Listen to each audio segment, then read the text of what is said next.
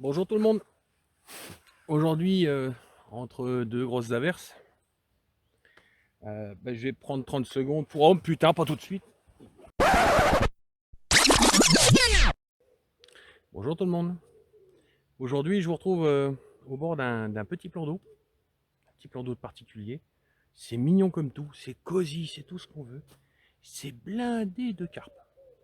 Oh, pas des monstres, hein, 2-3 kilos. Elles ont une pêche terrible. Je vais me servir de cet endroit-là pour faire une petite vidéo session. Et puis je vais en profiter pour vous présenter mon support de canne. Parce que on m'a demandé ce que j'avais bricolé. Rien de bien compliqué, mais je vais en profiter pour vous le présenter. Je vous retrouve après le générique.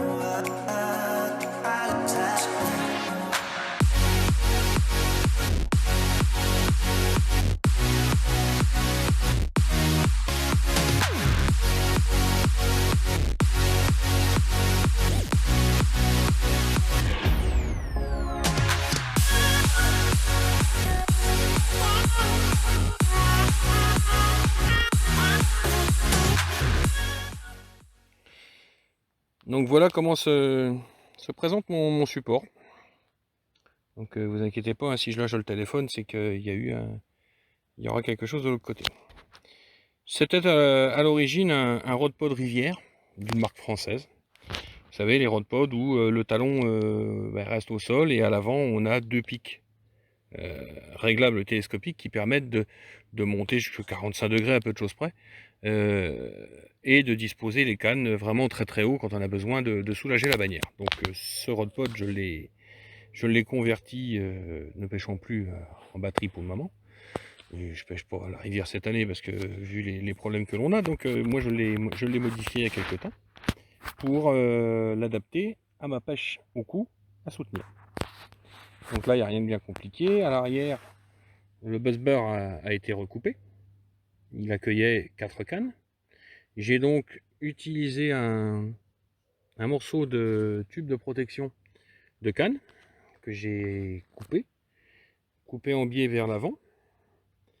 Et il permet d'accueillir, il doit faire 70 mm je pense, et il permet d'accueillir même les rallonges à 13 mètres de canne sans aucun problème.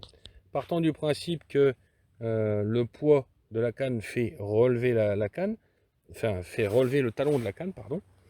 Alors, en dessous, on a toujours de l'espace de libre, ce qui fait que la vis de fixation qui est à l'intérieur ne touche jamais le talon de la canne. Bon, ça, comme ça, c'est sécurisé. On va avancer gentiment vers l'avant. Voilà. À l'avant, même motif, même punition. Le buzzbar 4 cannes a été modifié, donc recoupé, parce que ça sert à rien que ce soit très large.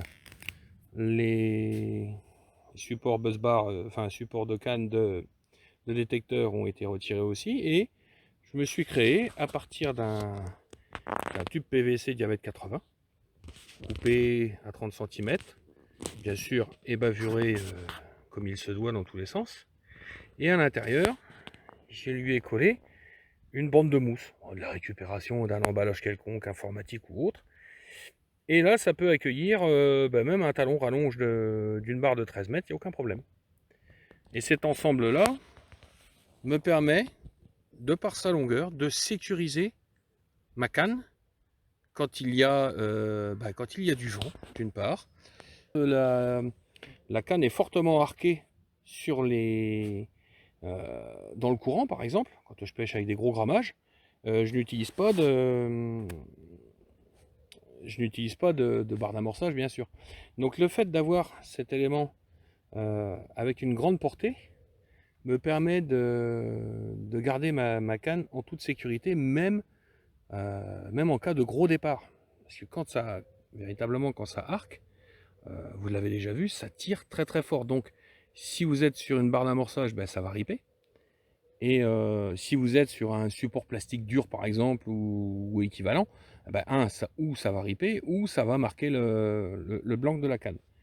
Donc, ce cocon que j'ai créé là pour mon élément de canne est vraiment pile poil et vraiment pile adapté. Vous pouvez, si vous voulez le faire pour vous-même, hein, même sur une station, ça c'est pas interdit. Vous pouvez adapter ce genre de choses sur votre barre d'amorçage, hein.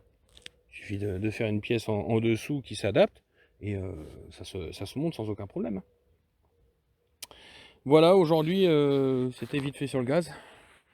Vous présenter mon support de canne pour la pêche aux méthodes. Enfin, la pêche au pôle feeder ou au pôle méthode feeder.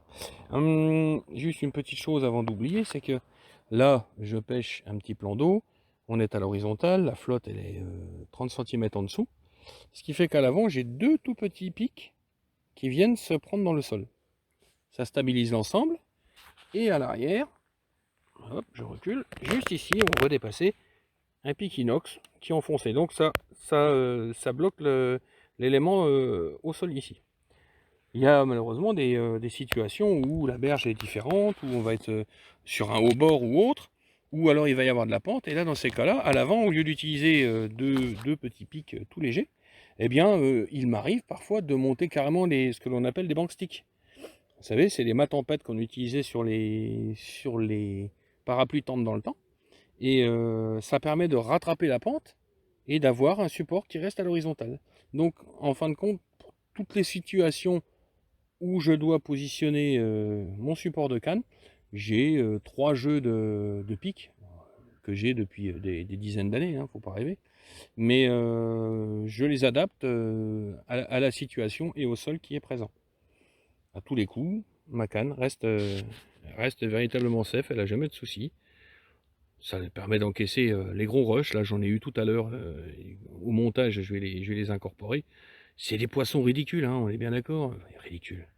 C'est pas péjoratif, ce sont des petits poissons, 2-3 kilos, mais des runs, mais à décoller la canne des supports. Et il est vraiment primordial que celle-ci reste véritablement bien en place et qu'on ne la retrouve pas au milieu de l'étang. Voilà, sur ça, je vous souhaite une bonne journée. Regardez si c'est mignon. Ça vaut le coup pour un dimanche, hein. Allez, sur ce, bonne journée à tous.